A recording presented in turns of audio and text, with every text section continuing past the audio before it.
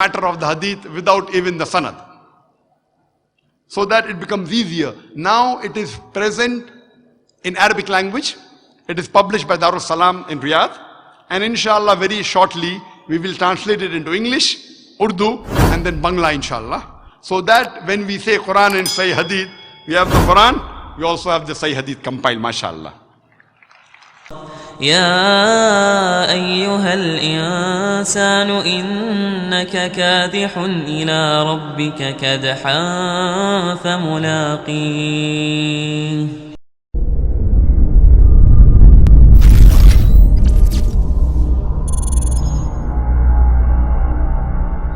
There are people who call themselves into parties and they give names that I belong to group A, I belong to group B, I belong to group C, and every group says, I am the only group that will go to Jannah. All the others will go to hell. Group A comes and says, I am the only one which is on Quran Sunnah. All the other groups will go to hell. Group B comes and tells me, I am the only group that will go to Jannah. All the other group will go to hell. Group C also comes and tells me the same thing. What do we do? When such a group comes, you ask them 3 questions. Number 1, that are you on the truth? And all the followers of all the group will say, yes, we are on the truth. No one will say we are not on the truth. Then the second question you ask them, that do you believe in truth? And all of them will say, yes, we believe in the truth. Group A will also say, Group B will also say, Group C will also say. Ask them the third question, are you a masoom? Are you innocent? Are you sinless?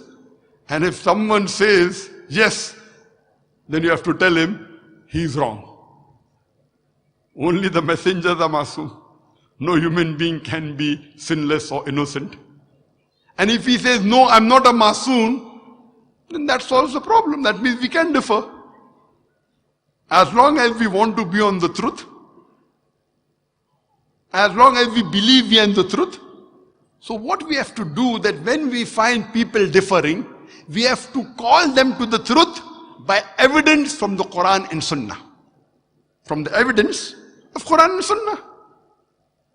Quote them the verse of the Quran and tell them this is what Allah says.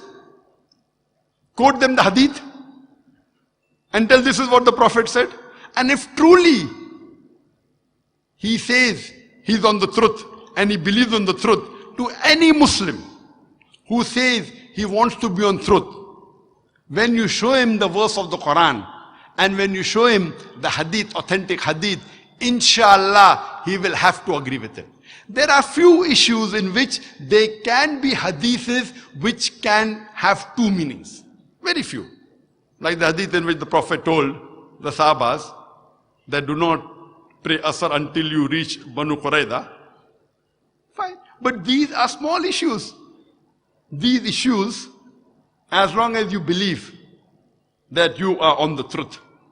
And when the reference of the Quran is shown to you, believe me, if every Muslim asks the other Muslim, Qul hatu burhanakum, produce your proof, in kuntum sadiqeen, but if you're truthful, most of your problems will be solved. Now the references I gave from the Quran, I told you chapter number, verse number, chapter number, verse number. When I quoted hadith, I gave you references. If someone is pulling a fast one, he will not give references. And you can check it up. Today is very easy to check, previously difficult. Now, you go on the internet and type, you will come to know whether the hadith is sahih or not. Very easy. Age of science and technology. It's very easy. It's very easy. Believe me, if we follow this key of Qul hatu burhanakum, produce your proof, in kuntum sadiqin, but if you're truthful, what we'll realize that almost all, or if not all, majority, more than 90% of our differences will be solved. There will yet be 10% there, but that will not be the core things. That will not be core differences. Whether you put your knees first or your hand first, as long as you believe you are following in the messenger, and the hadith can be interpreted in two ways, inshallah Allah will accept your prayer. As long as you want to follow the Quran and the Sahih hadith. Most of the differences that are there, if someone asks me any question, I ask him a simple thing: where is it mentioned in the Quran? Show me. Which hadith says that? You show me, I will follow it. And I always told in my lecture, from the time I'm lecturing, for mashallah more than 20 years, more than 25 years I'm lecturing, and I have to always say that Quran and Sahih Hadith, Quran and Sahih Hadith. And we know that Quran, I can show you a book, Quran. When it comes to Sahih Hadith, it's difficult. Where are the Sahih Hadith? And the best reply we could give is, okay, follow the Kutub al-Sittah. Some people call it as Siyasita, which is the misnomer. Siyasita means 6 authentic books, which is the misnomer. The right word is Kutub al-Sittah. The 6 books, out of which Bukhari and Muslim, the first 2 are 100% authentic. The remaining 4, most of it is authentic, but not all. That is Abu Dawud, Tirmidhi, Sunan Nisai, and Ibn Majah. Some of the scholars even put Muwatta Malik instead of Ibn Majah. But the scholars agree that if you read the 6 books of hadith, most of your fiqh and issues would be solved. So I have to always say, okay, now Kutub al-Sittah, but again voluminous. So with this in mind, mashallah, I met the head of the Medina University of Hadith department, Dr. Ziaur Rahman Azmi, and we came with a project about more than 15 years back. And after Sheikh Ziaur Rahman Azmi retired, we came with a project of compiling all the Sahih Hadith together in one set of volume. And after 15 years, mashallah, he has just last year completed this project. And according to Sheikh Ziaur Rahman Azmi, he says there are approximately 1 million hadith that are there. 1 million hadith. If you remove the duplicate hadith, it only turns out to be 60,000. For example, in Sahih Bukhari, there are 7,275 hadith. If you remove the duplicate hadith, it comes to 2,210 hadith. So even in Sahih Bukhari, the matter is the same, but the narrators are different, so it becomes 2 different hadith. Same thing with Sahih Muslim and the other books. So Dr. Ziaur Rahman Azmi, according to him, there were approximately 1 million hadith, out of which, if you remove the duplicate, it comes to 60,000. And from the 60,000, approximately 13 to 15,000 hadith are sahih. So in a span of more than 15 years, mashallah, we got on with this project, and we had a group of scholars helping him. And it is compiled now in 12 volumes. It is called as Jamia as-Sahih, Jamia Kamil. And all the Sahih Hadith have been compiled, and with all the reasoning given, that why is it Sahih, which scholar says it's Sahih, etc.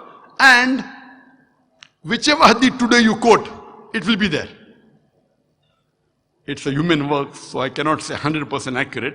We can safely say that more than 95% chances, any Hadith you quote will be there. It will say this Hadith is there, and it is there in Bukhari, chapter number 1, Hadith number 8, or whatever it is.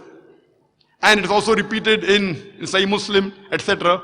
So now, this Jami Sahih Kamil, which in 12 volumes, has been made into a Mukhtasar. That means the reasoning has been removed, and it is now coming even in 5 volumes. And I told Dr. Ziaur Rahman Azmi that make it into more smaller, and even just for the layman, for the Muslims, we may not be scholars, only give the matter of the hadith without even the sanad, so that it becomes easier. Now it is present in Arabic language.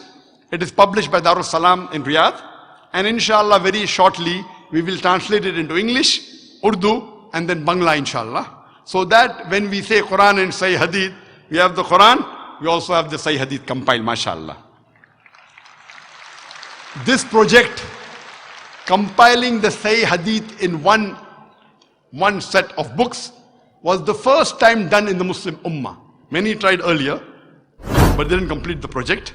And Dr. Ziaur Rahman Azmi has completed the project. It is printed last year.